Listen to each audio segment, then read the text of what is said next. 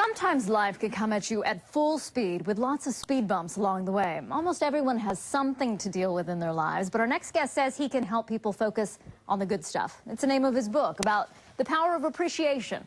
Author Mike Robbins joins me live this morning to talk a little bit about it.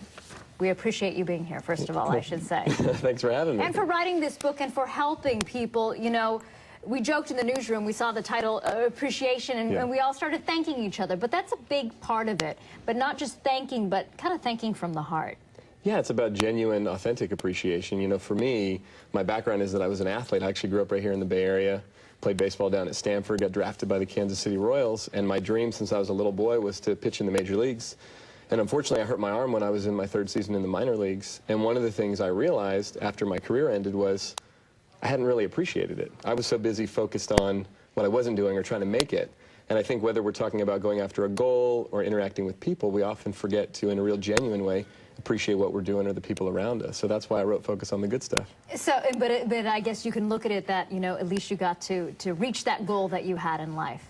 Absolutely. And for so many of us, there's incredible things that we do. We're just often not aware of them, you know, in the midst of it. I work with lots of people all the time who are going after big goals, but they're not necessarily enjoying what they're doing while they're doing it. I mentioned the speed bumps that people have in life, and they can, you know, be various. So many people, and to different degrees. People can be, of course, afflicted with horrible diseases, or they can have so much pain in their own lives, or abuse, financial situations.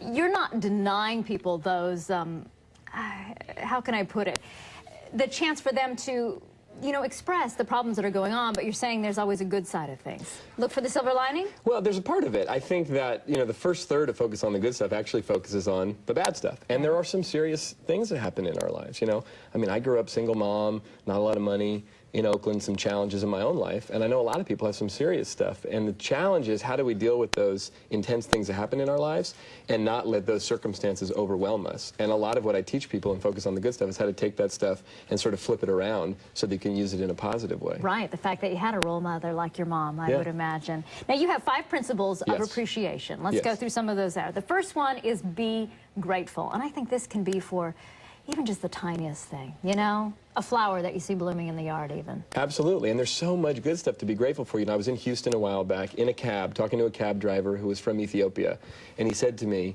Mike, I don't understand why people in this culture get upset about things. He said, every day here's a good day.